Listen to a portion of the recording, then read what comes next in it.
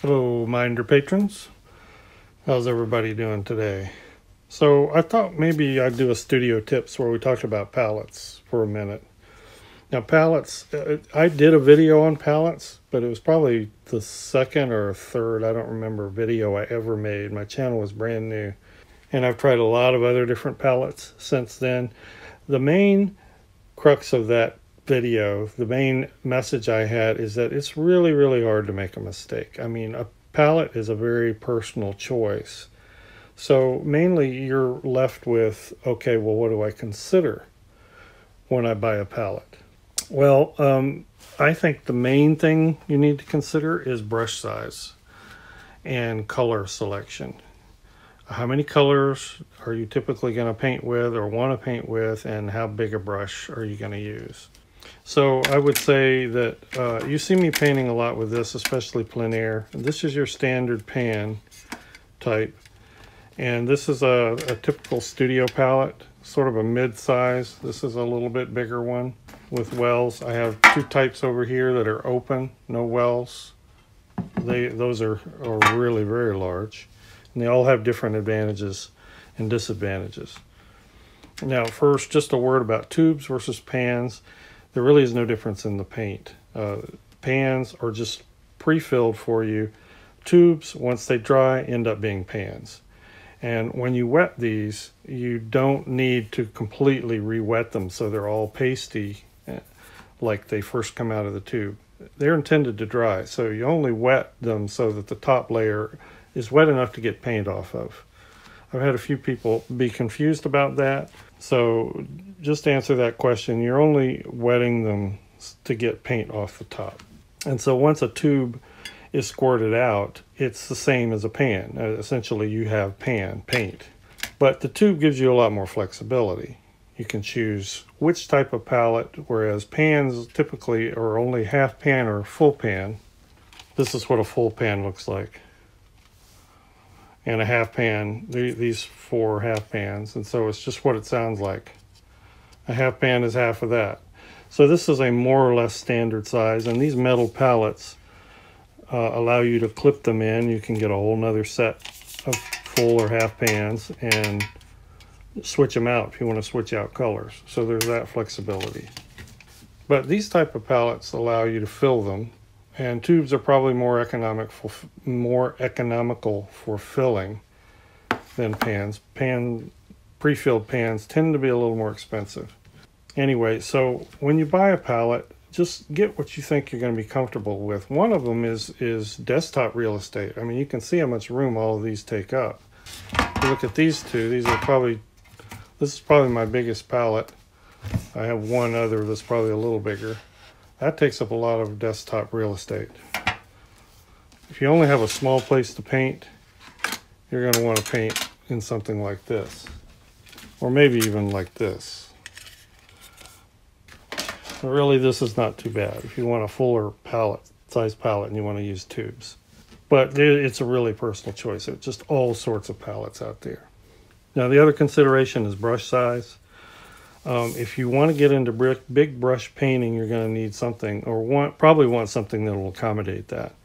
Now you can, once these are wet, big brush, I'm talking like this. And there are people like Sterling Edwards that paint mostly with big brushes like this. But even with a big brush, you can dip a corner into this and then pull it out into maybe the top. You're going to have a little more trouble if you want to do some big brush painting with a palette like this.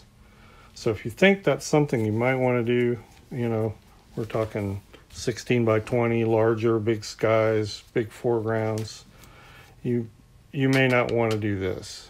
Now, my favorite way to do big brush painting is with the butcher style. This is an enameled butcher style. It's superior to plastic because it doesn't stain. I love using these for big skies. They're crowned. If you know, the reason they call it a butcher tray is because just like the trays your meat comes in the grocery store, it's designed for the juices to flow off and into a groove around the side. Well, there's no groove, but it is crowned a little bit. So when you wet these paints, you're going to have like a continuous trough of liquid out here. I've had people say, well, doesn't that contaminate your paints?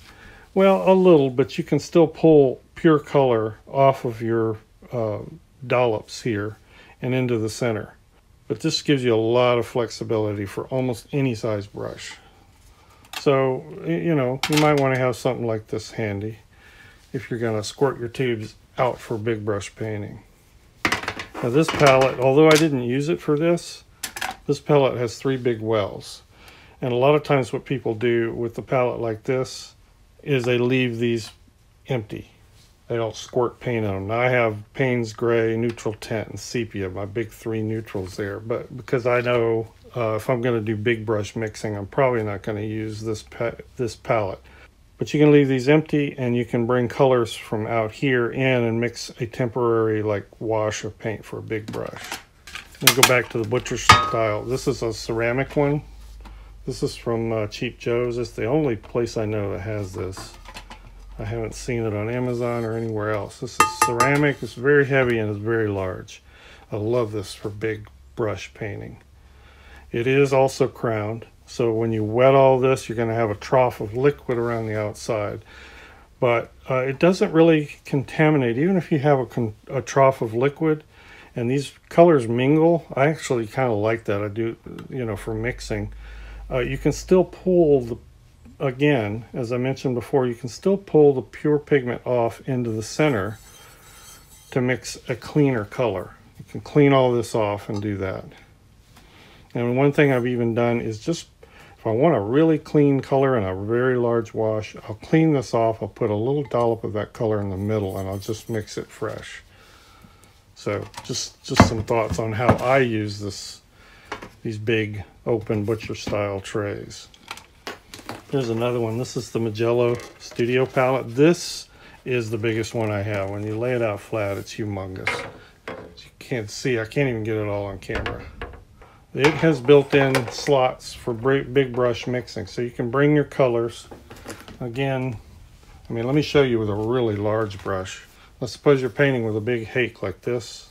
Hake, hake, however you pronounce it. You can still go in here with your corner, but you can see these side wells, and there's 2 up here. I can't imagine painting with a bigger brush than that, and I rarely paint that large. I've never even used this brush. I bought it to try something with it, and I've never even used it, but if I needed to, I could do it. But I think even though that palette has those wells, I prefer to get my whole brush into some paint. I just like the flexibility of a butcher style for big brush painting. Anyway, just some things I think about or have thought about in my palette choices. Most of it is just very personal. If you paint small, you can dispense with all of these big palettes, really. And if you don't have a lot of real estate on your desktop, that's going to determine a lot. Let me just say a word about re-wetting your palette. I do recommend, because I've had a lot of people ask me, do you pre-wet your palette? Yes, I do. A lot of artists use a spray bottle like this. That works fine. It does get spray all over. You can use an eyedropper. I have those. But by far my favorite way are squirt bottles, because it's really, really quick and gets a lot of water in there instantly. So I like this one the best. And I just do this.